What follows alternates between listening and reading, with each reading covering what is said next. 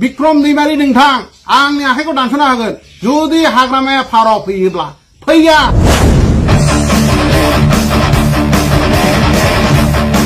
खोनानो नुवाखै नोंसोरलाय खानाफोर उइलियाम नार्जारिया मालाबाबो जोंनि जुमदारनिफ्राय देरनानै थाङा हाग्रामाया जेरै सिखाव थिग बेबायदिनो बेबो सासे सिखावसो खुलुमनाय साइजआनो माने सिखाव साइजनिसो लानायखौ खम दाखालाम बायदि लानायखौ खम दाखालाम खिन्थु भटआ बिथांनो होनानै लाब लानायखौ खम दाखालाम बायदि लानायखौ खम दाखालाम खिन्थु भटआ बिथांनो होनानै लाब माबादि मोनदों प्रहलाद बाबु कास्तम बाबु आरो आमार कमल आजाद बाबु आर जोंना बिक्रम दैमारी माबादि मोनदों नुबाय दा नुबाय बे मैयानि उदालगुरियावहाय एपइन्टमेन्ट होनाय 1136 जन फोरोंगिरिफोरनो एपइन्टमेन्ट होनायखौ नुबाय दा नुवाखैबा नायनानै ला खानाफोर मबाइलाव नायनानै ला ससियेल मिडियायाव बिराद भाइराल जासोगासिनो दं आर जोंना प्रमद बर' बिथाङा रावखौबो माइगाब जुजाय खालामाखै गामि गामि बयबो साख्रि मोनदों गोरिब गुन्द्रानि फिसाफ्रानो साख्रि मोनदों जों लागावबो साथाम साब्रै साख्रि मोनदों सारा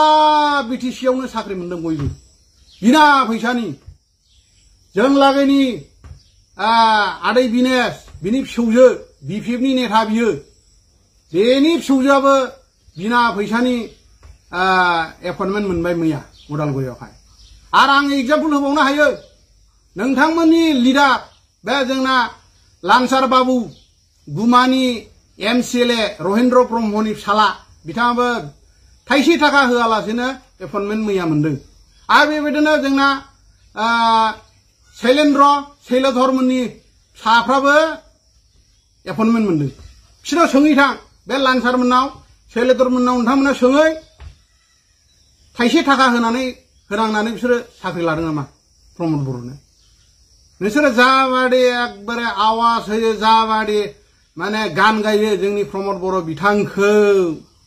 लाजिनांगौ नोंथांमोना लाजिनांगौ आंथ' लाजियोसो नोंसोरखौ जाबादि गारमा हब्रा हब्रा बुङो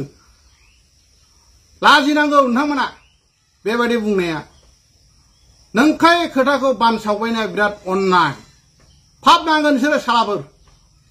बिक्रम बाबु आं बुङो फाब नांगोन नोंसोरो कास्तम नोंथां आरो प्रहलाद बाबु आजाद बाबু মই কৈ আছো আপোনালোকে ফাপ লাগিব যেনেকে গান বজাই আছে আপোনালোকে চাকৰি দিব নোৱাৰা আপোনালোকে গান গাইছিলে চাকৰি দিয়া নাই এতিয়া প্ৰমোদ বৰাই আল্লাহ आरो जोंना नै कयेकदिननि फरेनो प्रमोद बर' सारा आरो थार्ड ग्रेड आरो फोर्थ ग्रेडनि सेंट्रेल सिलेक्शन बोर्डनि दारै थार्ड ग्रेड आरो फोर्थ ग्रेडनि साख्रि होनो थांगासिनो दं बाहायबो बिना फैसानि साख्रि होगोन जोंना प्रमोद बर' सारा नोंथांमोना नायबाय था कयेकदिननि उनावनो थार्ड ग्रेड आरो फोर्थ ग्रेडनि एपइन्टमेन्टखौबो होनो थांगासिनो दं आरो बेबो बिना फैसानि जोंनि बिटिसिनि साधारन रायजो राजाफ्रा साख्रि मोननो थांगासिनो दं रायजोफोर बिटिसि इलेक्शननि जोंना सेप्टेम्बर मासनि सिगांनो बे एपइन्टमेन्टआबो ओंखारगोन आं दिनै नोंथांमोननो एसुरेन्स होयो लेरना ला बे हले एकदम 100% सैथो आरो नै खोनासं प्रहलाद बाबु आरो जोंना बिक्रम बाबु आरो कास्तम बाबु गोसोआव ला नोंथांमोना सिमा बारायाखै होननानै बुंबाय थादों दा सिमा बारायदोंना बारायाखै नुदोंना नुवाखै नोंसोरलाय खानाफोर सिमाबो बारायबाय साख्रि होनो हायाखै बेखौबो होबाय जोंना प्रमोद बर' सारा आरो मा नांबावगौ आरो जोंना दा बावैनो बे बिटिसि इलेक्शननि सिगांनो जोंना प्रमोद बर' सारा एसुरेन्स होदों कमसे कम 40,000 फेमिलिनो 40,000 फेमिलि जायफोरनाखि पिजिआर आरो फरेस्ट लेन्डआवहाय रायजो जागासिनो दं जोंनि बिटिआर बासि रायजो राजाफ्रा बर'आ होन सावथालानो होन आरो ओरैहाय जोंना राजबंशी बेंगलि जिखुनु हारियानो जा मानो बिथांमोननो जोंना प्रमोद बर' सरकारा माने 40 निफ्राय 45,000 सिम फेमिलिनो हा पाट्टा होनो थांगासिनो दं प्रहलाद बाबु बिखाया नोंसिना मावग्लुंहैजोबसिगोन एबार बे 40,000 माने हानि पाट्टाखौ होयोबा मिथिबाय खोनासंना ला कास्टम बाबु नोंसोरो मेगन खाना मानसिफ्रा कमल आजाद आपनाखौ কৈছো মই অলপ মনোযোগ কৰি মোৰ কথা শুনিব যেনে प्रमोद बर' सारा जेरै जबान होदों एरै खामानि मावदों 100 आव 100% खामानि मावगासिनो दङ नोंसिना फाग्रामा महिलारि बिथाङासो मिसलिया बिथांनि आमोलावसो मेला गामि गामि न'आव माने न' होनायफ्रा माने आद्रा खिद्रा जानानै थाजोबदोंमोन जोंना प्रमोद बर' सरकारना मोनसे गामियावनो नोंनो 100टा 200टा न' हाबदों न'आ कन्टिनिउ जागासिनो दङ कमप्लिट आद्रा खिद्राबो गैया जोंना प्रमोद बर' सरकारनि दिनावहाय खुनु न'आ आद्रा खिद्रा गैया नोंसोरनासो गोदोनि दिनावहाय आद्रा खिद्रा दाबो अबेबा जायगायावहाय ओरैबायदि एकबारे आद्रा खिद्रा जानानै दङ जोंनि प्रमोद बर' सारा जेरै खोथा होयो ओरै खामानि मावो नोंसिनि हाग्रामा महिलारि बिथां बायदि मिसलेया नङा थगायसुला नङा जोंनि प्रमोद बर' बिथाङा दा बेनिखायनो जोंनि प्रमोद बर' बिथांखौ जोङो एकबारे गोसो गोरबोयै मोजां मोनो आरो जोङो बिथांनोनो देग्लायबो भट होगोन आरो बिथांनि सरकारानो 100% एबारबो सरकाराव फैगोन आरो जुदि सरकाराव फैयाबा नोंथांमोननि सिगाङावहाय लिरना ला नोंथांमोननि सिगाङाव दिनै माने खोथा होयो आंनि आखाइखौ दानस'नानै लागोन आं रायजोफोर आरो जोंना कास्टम बिथां आरो प्रहलाद कमल आजाद खोनासंना ला अलप हुनिबो आपनि बिक्रम दैमारि नोंथां आंनि आखाइखौ दानस'ना होगोन जुदि हाग्रामाया फाराव फैयोब्ला फैया मालाबाबो फैया जोंनि प्रमोद बर' बिथाङानो सरकाराव फैफिनगोन बे 100% खाथां आरो आं मोनसे खोथा बुंनो नागिरदों रायजो राजाफोरनि सिगाङाव आङो क्लियार आंनि गोसोनि खोथाखौ बुंनो नागिरदों आं सासे साधारन रायजो जमदुवारनि सासे साधारन रायजो हिसाबै आं बुंनो नागिरदों बाथ्राया जाहैबाय नैबे बासबारिनि फाग्लि जरायावहाय थार्मेल पावार प्रजेक्टआ बासबारियाव जे जानो नागिरदों बासबारिनि रायजो राजा आइ आफामोना रंजानांगौसो रायजोफोर नोंथांमोना एसे गोसोआव ला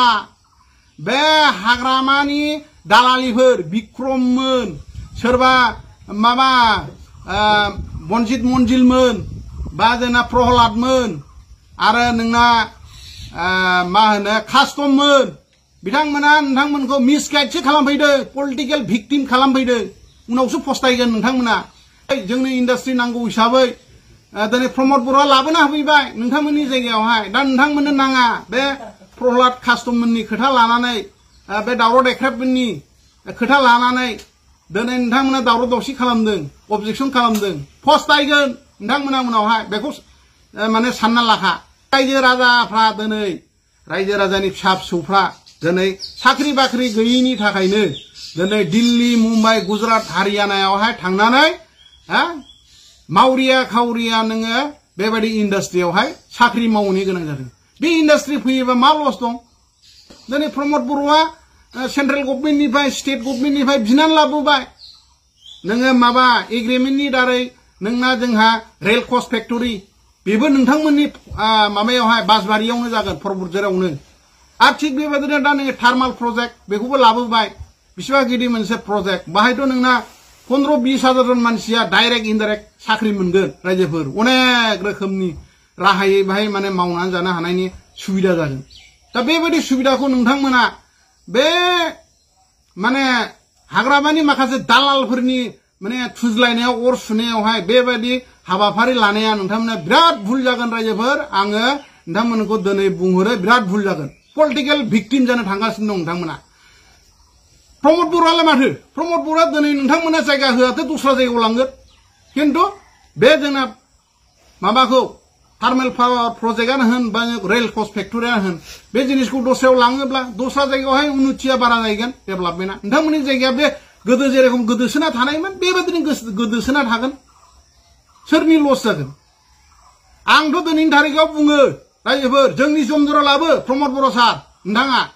बे रेल कच फेक्टरिखौबो आरो थार्मेल प्रजेक्ट माबाखौबो पावार प्रजेक्टखौबो जोंनि जमदुराव लाबो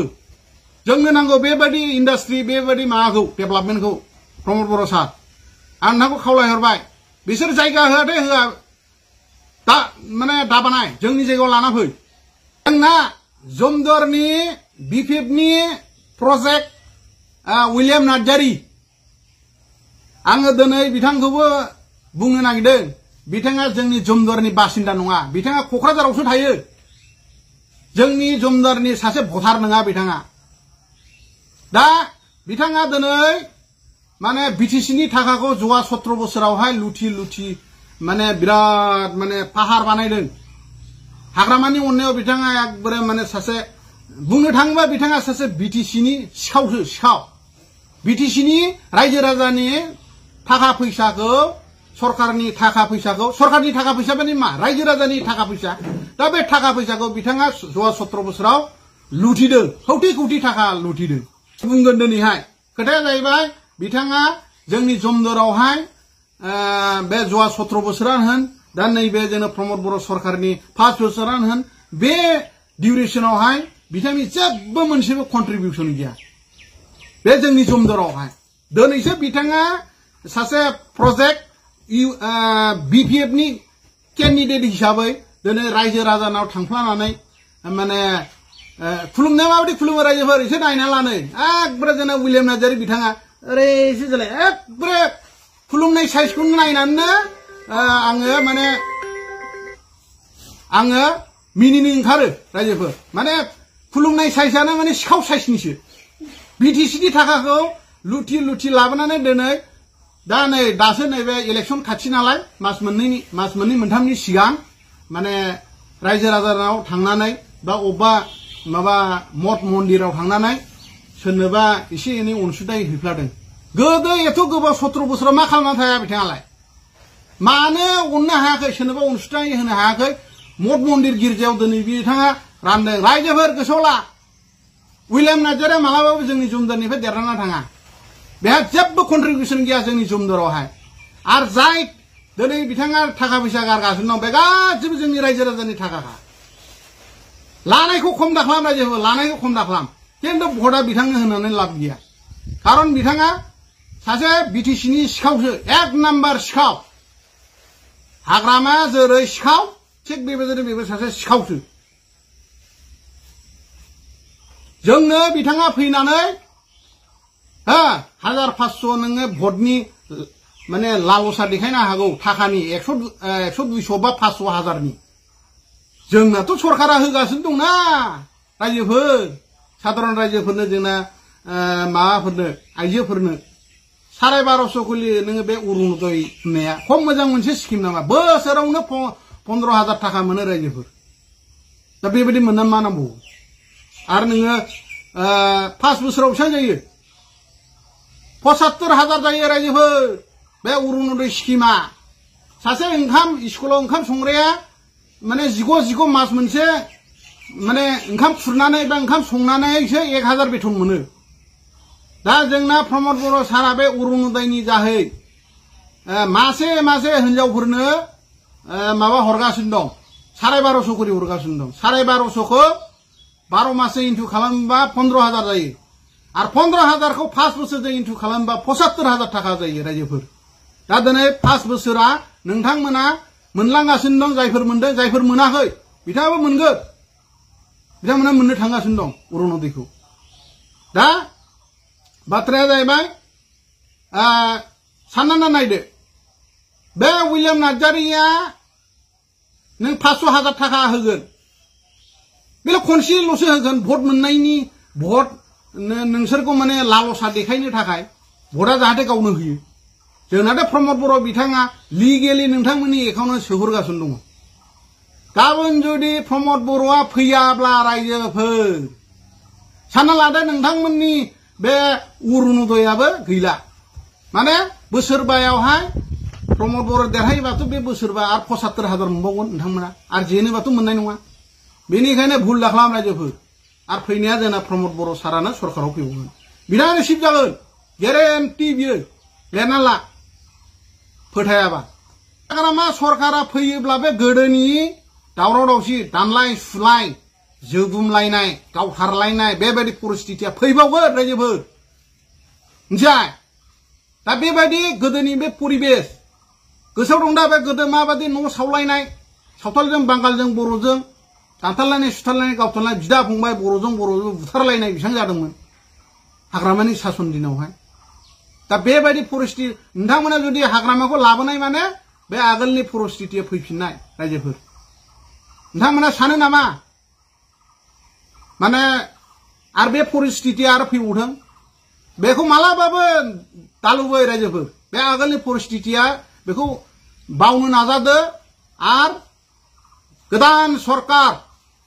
जोंनि प्रमद बर' सरकारखौनो नोंथांमोना बजबना ला आरो सरकारजों थायोबा लाब दं सरकारनि बिरुद्ध जायोबा मा जागोन जोङो गोदो 17 बोसोर हाग्रामानि बिरुद्ध जाबोदों जायनि थाखाय जोङो जेबो मोनाखै जों भक्तभोगी जाबोदों दा नोंथांमोना दिनैनि तारिखाव जायफोरनाखि हाग्रामाजों दङ बिथांमोना माने भक्तभोगी हाग्रामाजों जाय थागोन बेसोरो माने भक्तभोगी जागोन रायजोफोर हाग्रामाथ' सरकाराव फैखाया दा बेनिखायनो नोंथांमोना हाग्रामाजों थाना लाब गैया रायजोफोर जाय सरकार बिजों था बिजों सरकारजों थायोबा अनेक किसु सुजुग सुबिदा मोनो आरो सरकारनिफ्राय जों बेसेबांथो आसा खालामनो नों अरुणोदय मोनबाय सेल्फ हेल्प ग्रुपनि नोङो 75,000 मोनबाय आरो मा नांबावगौ छात्रफ्राबो नोङो माबा मा होनो आलारि सोरां सरि मा स्किम होनोमोनलाय दा अनसाय बिथांखि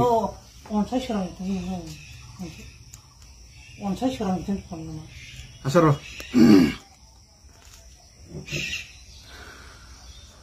सोरां अनसाय बिथांखिफ्रा सोरां अनसाय बिथांखि र' अनसाय बिथांखि मोनसे आलारि सोरां